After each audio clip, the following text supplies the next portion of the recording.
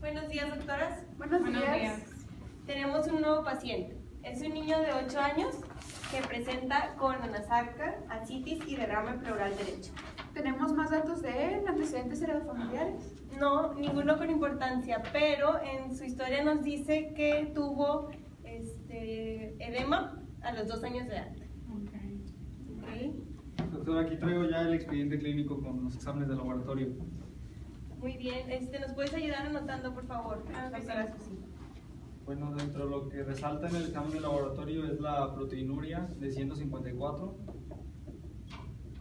Okay. En el conteo diferencial los neutrófilos estaban altos, a 80%, y los linfocitos estaban en 12%. La glucosa estaba un poco alta. Okay. ¿En cuánto está la glucosa? Está 100, mayor a 100. sí. Está en 100, perdón. Sí. ¿Qué más? Y también tiene hipoalbuminemia ¿De cuánto? de 1.5. Okay. ¿Presenta hipertensión? No tiene hipertensión. Ok, ¿qué más tiene? Hipercolesterolemia de 282. Ujú.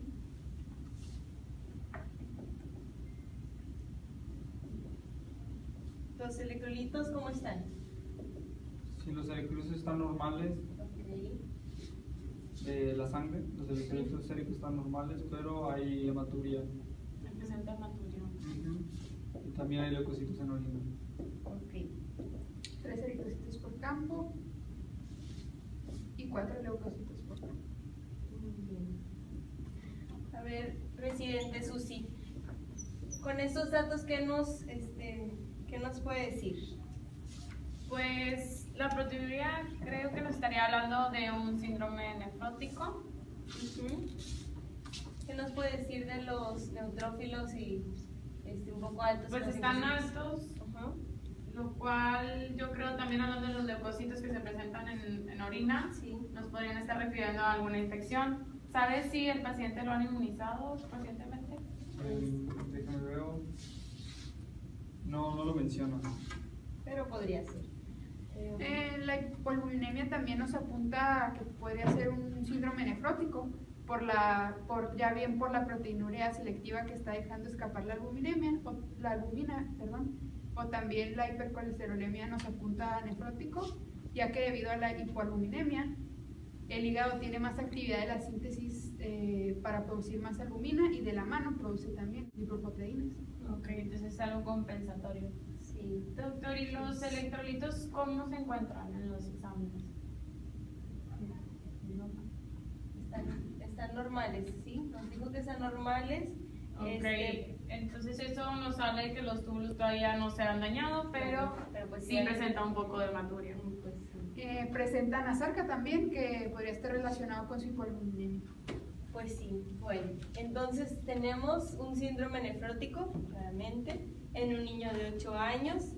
A ver, residente, díganos cuál es la causa de síndrome nefrótico más común en niños.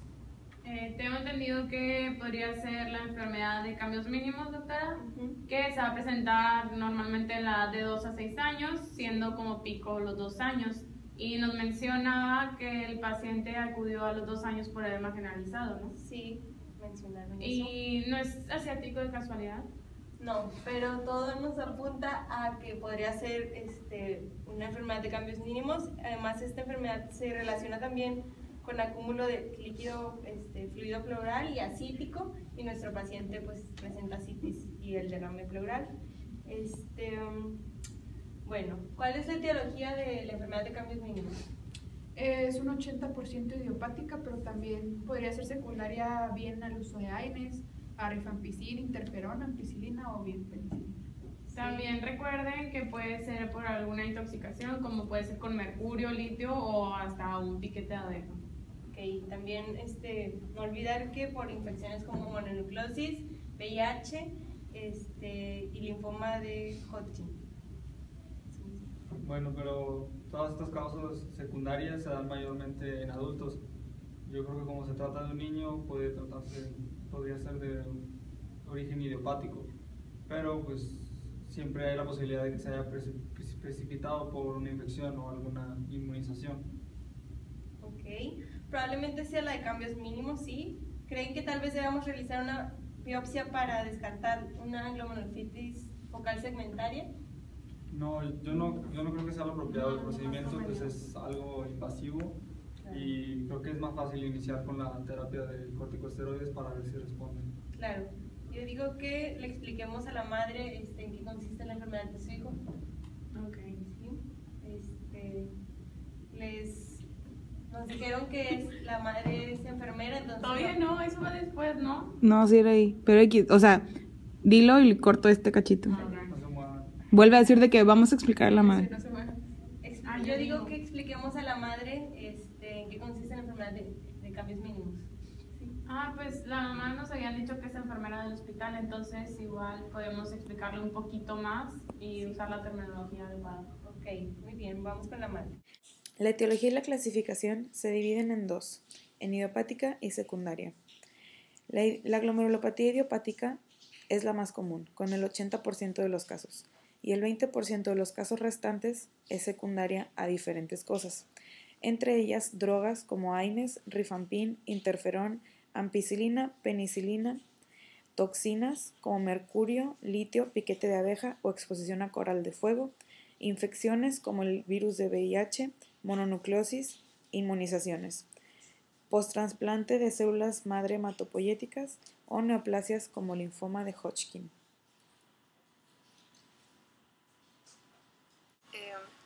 Se da por un desorden de las células T que producen citocinas que dañan los procesos epiteliales de los podocitos glomerulares. Esto causa una reducida síntesis de polianones. Los polianones conforman la barrera de carga normal de la filtración de macromoléculas como la albúmina y por eso hay fuga de esta. De verdad, ¿cuál es la citocina que causa este daño epitelial? Se cree que puede ser la hemopexina, la IL-12, que está elevada en la sangre periférica de las personas con enfermedad de cambios mínimos, IL-4 y CD3, IL-18, que actúa con el IL-12 para aumentar la selectividad de la producción del factor de permeabilidad vascular desde las células T. La sinaptopodina está asociada a los microfilamentos de actina presentes en los pedicelos de los podocitos y cuando hay mayor expresión el paciente responde mejor a la terapia con esteroides. Entonces esto no es tanto como la citocina que produce el daño, sino podría ser un marcador de un mejor pronóstico en el tratamiento. La interleucina 13, la endotelina 1, se ve más expresada en las pacientes que tienen enfermedad de cambios mínimos y también desarrollan insuficiencia renal.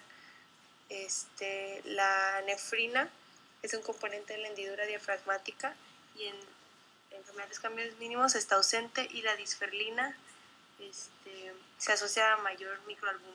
El edema se da por la presión baja oncótica en el plasma derivada de la hipoalbuminemia. Esto promueve el movimiento de fluido desde el espacio vascular al intersticio, lo cual lleva al vaciado de la vasculatura y la activación del sistema renina-angiotensina-aldosterona.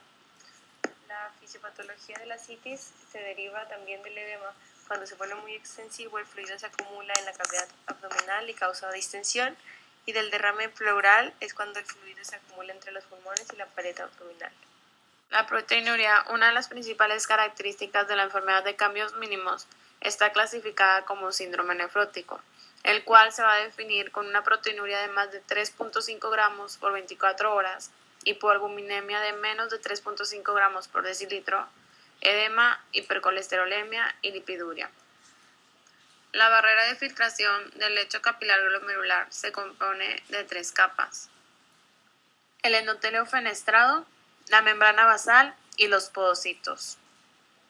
La barrera, en función de la carga iónica, depende de la electronegatividad de la pared capilar, formada por cargas aniónicas presentes en las células endoteliales y especialmente componentes aniónicos de la matriz extracelular. Esta barrera normalmente restringe el paso de pequeñas proteínas polianiónicas como lo es la albúmina. En la enfermedad de cambios mínimos, la pérdida de la barrera aniónica, aparentemente por disminución de la síntesis de polianiones, es la mayor responsable del aumento en la filtración de proteínas. La albúmina es la proteína que se pierde en mayor cantidad, ya que es la proteína más abundante en el plasma. Podemos definir al menos 3 mecanismos mediante los cuales se producen pérdidas anormales de proteína por la orina. En primer lugar tenemos una sobreproducción. En segundo, una alteración glomerular, que nos llevaría a una alteración de la barrera de filtración. Esta se conoce como proteinuria glomerular. En tercer lugar tenemos una alteración tubular o de los mecanismos de reabsorción llamada proteinuria tubular. El tipo de proteinuria que se presenta en este caso es glomerular, que se da por una alteración de las cargas eléctricas de la membrana basal que determinan una alteración en el proceso de filtración, aumentando patológicamente los coeficientes de filtración de macromoléculas. El mecanismo por el cual se lleva una alteración a las cargas eléctricas de la membrana basal glomerular es por un desorden de las células T, que éstas van a secretar una citocina que daña directamente a los pedicelos epiteliales de los podocitos glomerulares, que nos va a llevar a una síntesis de polianiones reducida, teniendo como consecuencia una fuga de la albúmina.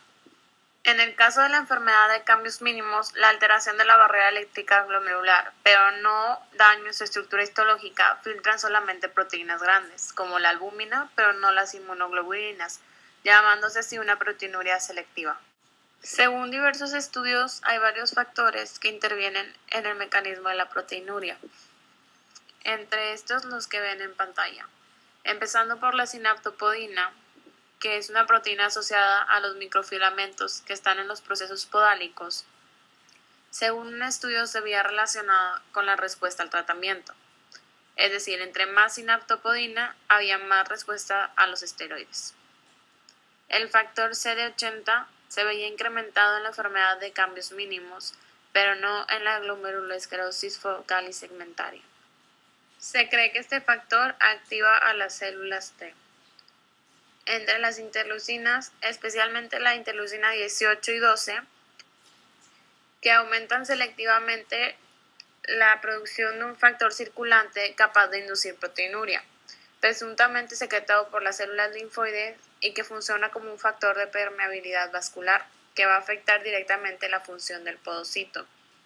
Los candidatos a dicho factor son la hemopexina, la interleucina 4 y el factor de crecimiento endotelial vascular. La nefrina es un componente de la hendidura diafragmática que en la enfermedad de cambios mínimos está ausente. La disperlina se ve asociada con mayor microalbuminuria. La proteinuria nos lleva a muchas consecuencias, entre ellas está la hipoalbuminemia, retención de sodio, hiperlipidemia y entre otras como infección, una afección en la función tiroidea, un desorden en el metabolismo de calcio y otros minerales. Pero estas mencionadas no aplican en todos los casos. En tanto a la hipoalbuminemia, es una consecuencia de una pérdida urinaria muy grande y un aumento del catabolismo de la proteína, que a pesar del esfuerzo del aumento de una síntesis hepática, es incapaz de compensar la pérdida urinaria. La retención de sodio es una consecuencia de la hipoalbuminemia, ya que al estar reducida la albúmina, también se reduce la presión oncótica en el plasma. Esto se va a traducir en una translocación del fluido de la vasculatura al intersticio, produciendo hipovolemia, que esta hipovolemia va a estimular a la renina-aldosterona para incrementar una reabsorción del sodio. Otra consecuencia es la hiperlipidemia y un desorden de homeostasis. La hiperlipidemia en el síndrome nefrótico está mediada por un aumento de la síntesis hepática de lipoproteínas, y esto puede ser relacionado a la hipoalbuminemia, ya que la albúmina estabiliza los lípidos.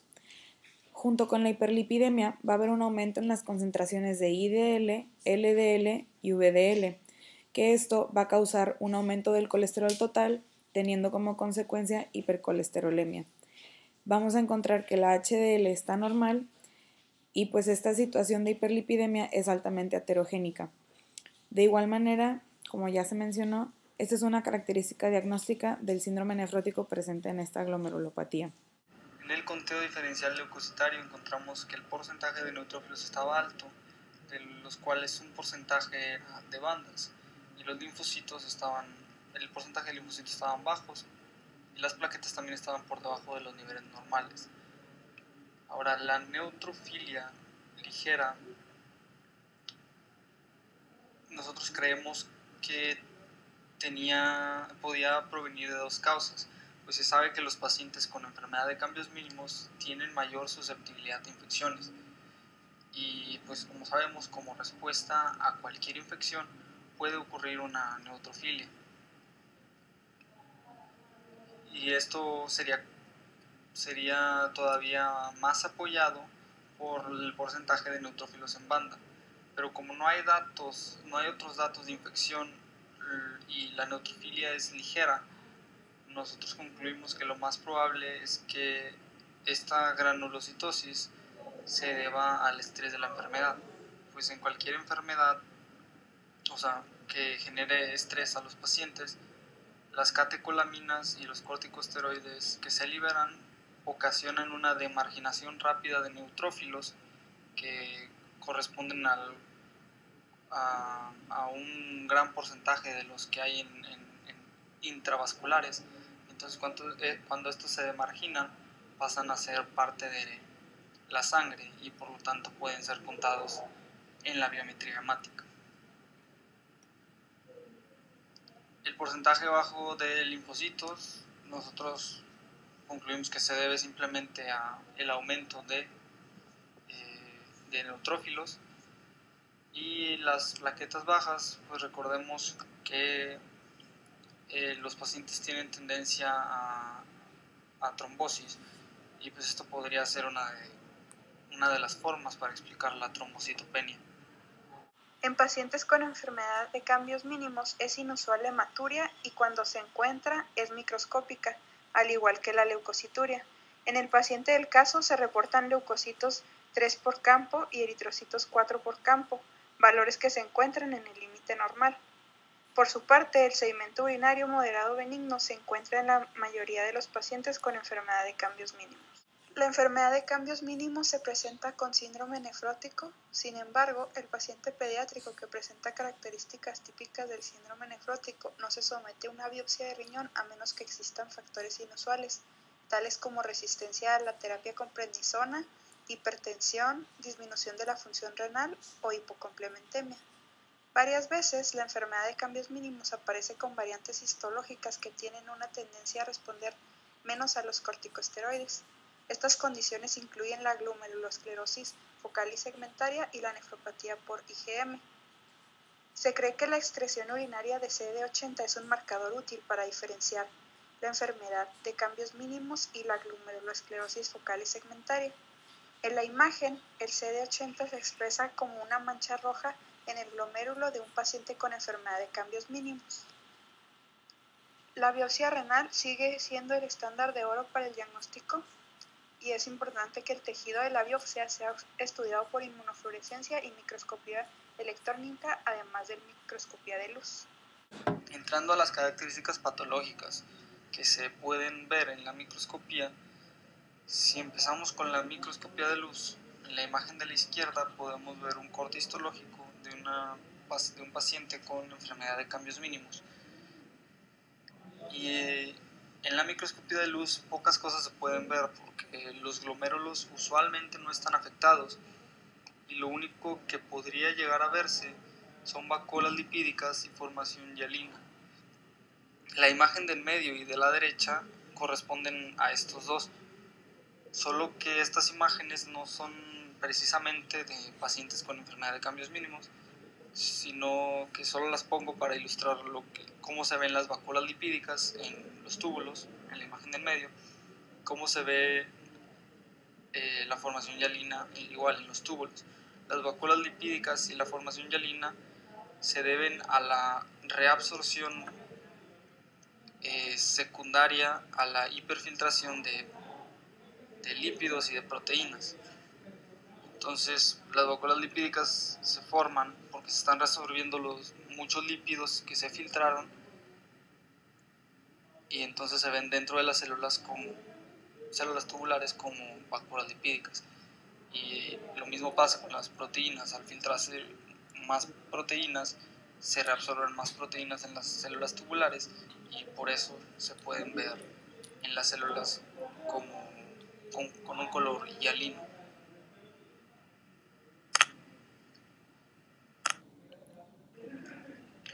Otros cambios que se podrían ver en la microscopía de luz, o en la imagen de hasta la izquierda, es que en los glomérulos a veces sí se puede ver proliferación mesangial leve, y esta es sobre todo más prominente a la edad media de 3 años aproximadamente.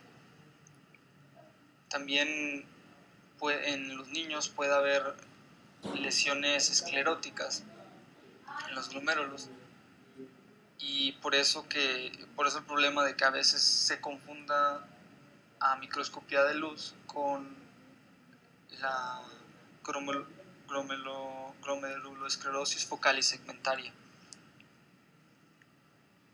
En el caso de los adultos, pues debido a la hipertensión que estos podrían presentar, o incluso la secundaria a la glomerulopatía, se podrían ver arterias esclerosadas precisamente por la hipertensión. Lo más característico de la enfermedad de cambios mínimos son sus cambios en la microscopía electrónica. Aquí en esta diapositiva, en la imagen de la izquierda se ve una microscopía electrónica normal de la membrana de filtración, y las flechas que están debajo de la estrella apuntan a los espacios que deben existir normalmente entre los pedículos de los podocitos. Entonces, si comparamos estos pedículos de los podocitos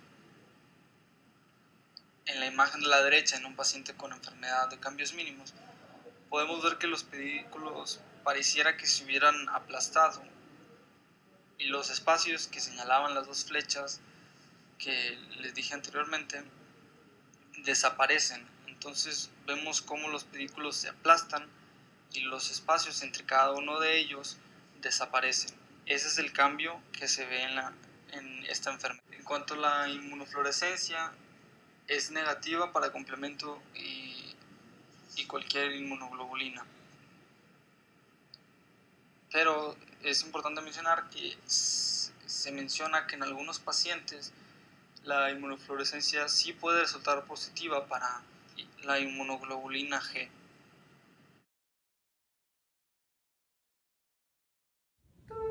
Diga, doctora. Lupita, por favor, ¿me puedes pasar a la mamá del paciente Hugo Martínez? Un momento, ya va. Gracias. Hola, buenas tardes. Buenas tardes, Hola. soy la doctora Susana. Hola, señora, soy la doctora Edna. Doctor Víctor, mucho gusto. Hola, Tome mucho asiento, gusto. por favor. Gracias. ¿Cómo se encuentra? Pues bien preocupada por mi hijo, pero aquí estamos. Bueno, nosotros ya encontramos la causa de la enfermedad. Creemos que se trata de una enfermedad de cambios mínimos, pero como usted sabe, esta enfermedad tiene tratamiento, entonces es lo bueno de esto. Ok, ¿y cuál es el tratamiento? Ya empezamos, le administramos un corticosteroide, prednisona, 60 miligramos al día, y va a estar así por 2 semanas, hasta que cese la proteinuria. Y a partir de ahí va a ser un tratamiento, le vamos a bajar un poco la dosis a 40 miligramos por de 6 a 8 semanas, dependiendo de cómo va a ser. Ok, ¿y qué pasa si no reacciona al tratamiento?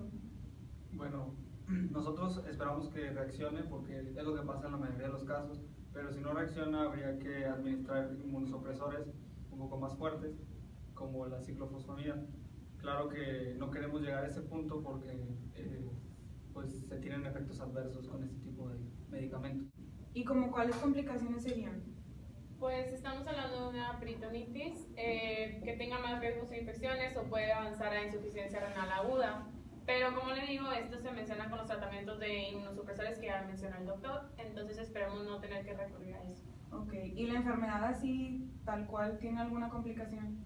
Sí, podría haber trombosis de la arteria renal y de la vena profunda por la pérdida de anticoagulantes en la orina, pero por el momento le hicimos los exámenes y su hijo está normal en estos valores. ¿Así? Sí, también otra cosa importante es que la hipercolesterolemia puede causar aterosclerosis, como en cualquier caso. Igual esperamos que sea con corticosteroides y que no llegue a una aterosclerosis que pueda dañar incluso a los glomérulos. Ok, ¿y qué puedo hacer para evitar que él empeore? Pues le vamos a recomendar una dieta según lo que dicta la cantidad diaria recomendada, pero lo que se basa esta dieta es reducir la ingesta de sodio para que no haya un problema con la hipertensión, o sea, que no vaya a subir la presión de su hijo, que ya nos llevaría a más complicaciones. Y por el riesgo de trombosis que mencionaba la doctora, también pues, sería bueno que su hijo se mantenga activo para evitar esta complicación. Ok. ¿Y cómo puedo esperar que esté mi hijo ya después del tratamiento? O sea, ¿cómo va a evolucionar? Pues su hijo podría tener alguna recaída, no es muy común, pero esta podría ser debido a alguna infección respiratoria, el uso de ciertas medicinas o algunas toxinas, pero por el momento va a estar bien con el tratamiento y esperemos que así vaya evolucionando. Pero si sí llegara a tener recaídas, estas podrían presentarse con edema, así lo vería su hijo con edema, y pueden estar precipitadas por diarrea, por sepsis, drenaje de ascitis, y la complicación más fuerte es el shock hipovolémico. Entonces hay que tener precaución cuando vea que su hijo tiene algunas de estas condiciones. Pero por el momento está bien, todo bien. Vamos a ver cómo reacciona el tratamiento y le vamos a estar indicando todas las cosas de la dieta, se lo vamos a dar y va a estar sobre observación. Sí.